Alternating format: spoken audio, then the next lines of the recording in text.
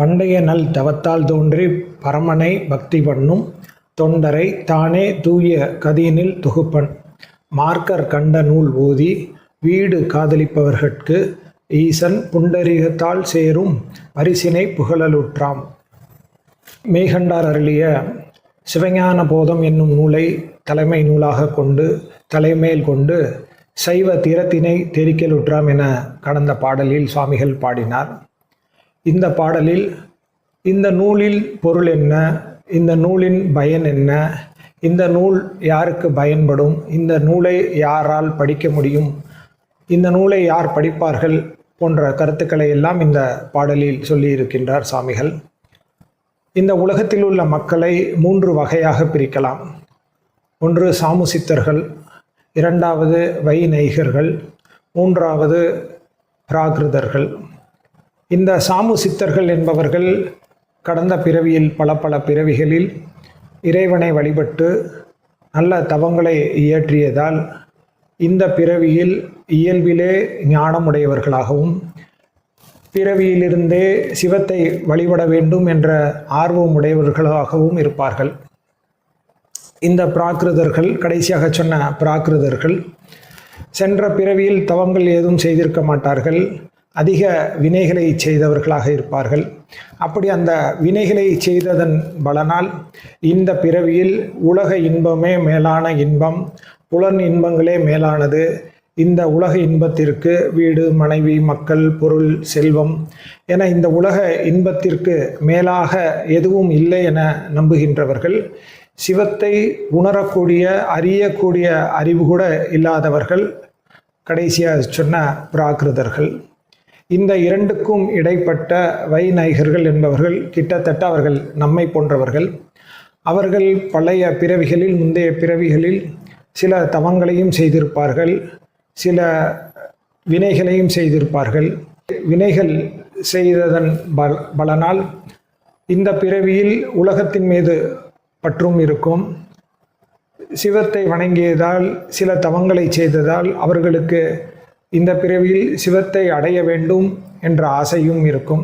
இப்படி இந்த 2 பிரிவுக்கும் நடுப்பட்ட பிரிவில் இருப்பவர்கள் இந்த வைநைகர்கள். அப்படி இவர்கள் செய்த தவங்கள் என்ன, பிராகிருதர்கள் செய்யாத தவம் என்ன, இந்த வைநைகர்களும் சாமுசித்தர்களும் செய்த தவங்கள் என்ன என்றால், தவங்கள் என்பது ஒவ்வொரு மதத்திற்கும் வேறு வேறு கொள்கை உண்டு, வேறு வேறு கருத்து உண்டு. சமண மதத்திற்கும் புத்த மதத்திற்கும் தவம் என்றால் முற்றும் துறந்து உடுத்திருக்கின்ற ஆடையை கூட துறந்து துறவரம் செல்வது தவம், சமணர்களுக்கும் புத்தர்களுக்கும்.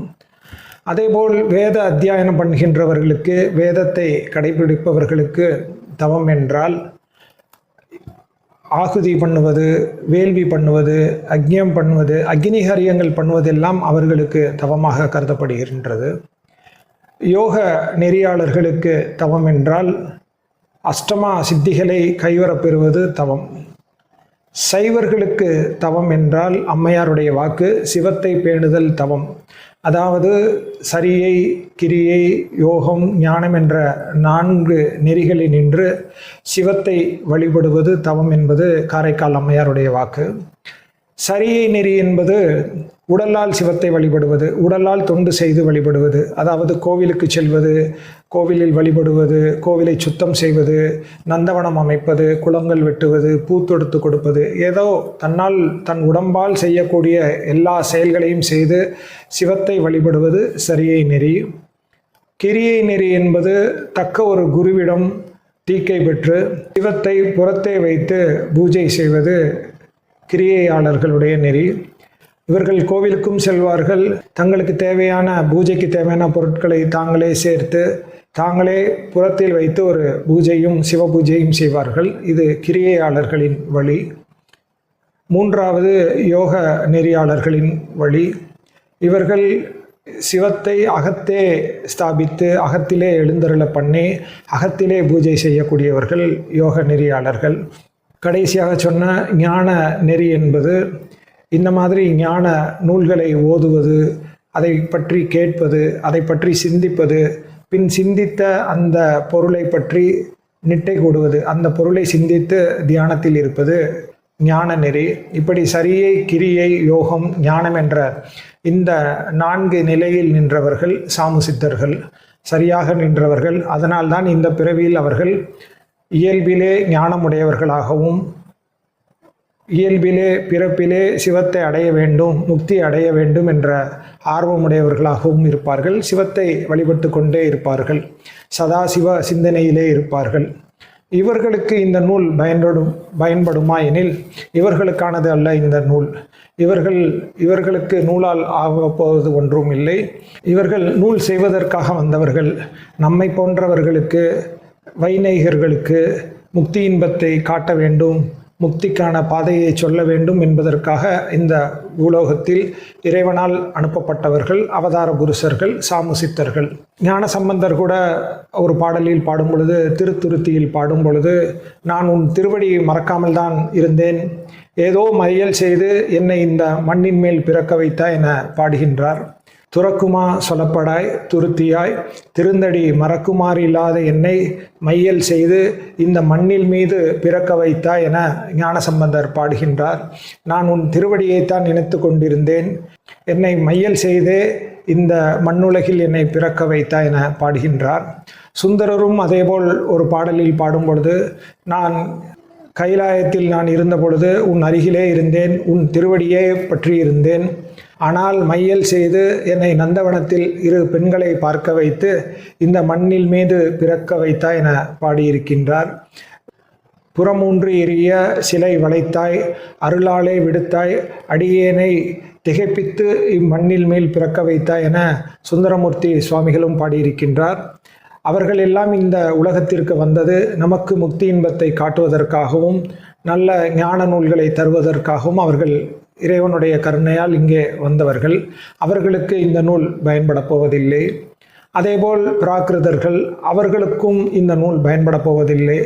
அவர்களால் வினையை மட்டுமே செய்ய முடியும், வினை பயனை மட்டுமே அனுபவிக்க முடியும். அவர்களுக்கு இந்த நூலை சொன்னாலும் புரியாது, இந்த நூலை படிப்பதில் ஆர்வமும் இருக்காது. இன்னும் சொல்லப்போனால் சுவாமிகள் அவர்களை பற்றி சொல்லும் பொழுது அவர்களுக்கு இந்த நூலை சொல்லவே வேண்டாம் என பாடுகின்றார். இந்த 2 பிரிவினருக்கும் இடைப்பட்ட வைநைகர்களுக்கானது இந்த நூல். வைநைகம் என்றால் வினயமுடையவர்கள், அன்பு உடையவர்கள், சீலமுடையவர்கள் என்பது பொருள். இவர்களுக்கானது இந்த நூல். மார்க்கர் கண்ட நூல் ஓதி வீடு காதலிப்பவர்களுக்கு ஈசன் புண்டரிகத்தால் சேரும் பரிசினை புகழலுற்றாம் என பாடுகின்றார். மார்க்கர் என்றால் ஞானிகள். சன்மார்க்கர் என்பதனுடைய தலைக்குறை, இலக்கணத்தில் அதை தலைக்குறை என்பார்கள். சன்மார்க்கர் என்பது மார்க்கர் என வந்திருக்கின்றது. இந்த மார்க்கர்கள், ஞானிகள் எது உண்மை பொருள் என்று கண்டார்களோ அந்த உண்மை பொருளை நாமும் அடைய வேண்டும், இந்த நூல் வழியே அடைய வேண்டும் என்ற ஆர்வமுடையவர்களுக்காக செய்யப்பட்டது இந்த நூல். இந்த நூலை இவர்கள் படித்த மாத்திரத்திலே இவர்கள் முக்தி அடைவார்களா என கேட்டால் அதுவும் சொல்ல முடியாது. அதுவும் அவர்களுடைய பக்குவ நிலைக்கு ஏற்பவே அமையும். இந்த வைநைகர்களிலும் 4 விதமாக இருப்பார்கள். தீவிர பக்குவமுடையவர்கள், தீவிரதர பக்குவமுடையவர்கள், மந்த பக்குவமுடையவர்கள், மந்ததர பக்குவமுடையவர்கள். தீவிர பக்குவமுடைய ஆன்மாக்களுக்கு சிவத்தினுடைய பற்று அதிகமாக இருக்கும். இந்த உலகத்தில் இருப்பதால் உடல் சார்பு சிறிது இருக்கும். தீவிரதர பக்குவமுடைய ஆன்மாக்களுக்கு சிவத்தின் மீது பற்று அதிகமாக இருக்கும், உலகத்தின் மீதும் சில பற்றுகள் இருக்கும். மந்ததர பக்குவமுடைய ஆன்மாக்களுக்கு சிவத்தின் மீது பற்றும் உலகத்தின் மீது பற்றும் சமமாக இருக்கும். மந்ததர பக்குவமுடைய ஆன்மாக்களுக்கு சிவத்தின் மீது பற்று குறைவாகவும் இந்த உலகத்தின் மீது பற்று அதிகமாகவும் இருக்கும். இந்த தீவிர பக்குவமுடைய ஆன்மாக்கள் இந்த நூலை படித்த மாத்திரத்திலே முக்தியை அடைவார்கள். தீவிர தரமுடைய ஆன்மாக்கள் குருவினுடைய கருணையால் அந்த வினையில் அடைய வேண்டிய வினை பயன்களை அனுபவித்து உடல் ஊராய் கழிந்து அவர்கள் முக்தி இன்பத்தை அடைவார்கள். அதேபோல் மந்த தரத்திலும் மந்த தரமான பக்குவமுடைய ஆன்மாக்களுக்கு அந்த பிறவியிலோ அடுத்த பிறவியிலேயோ அல்லது ஒரு சில பிறவிகளிலோ அவர்களும் முக்தி இன்பத்தை அடைவார்கள்.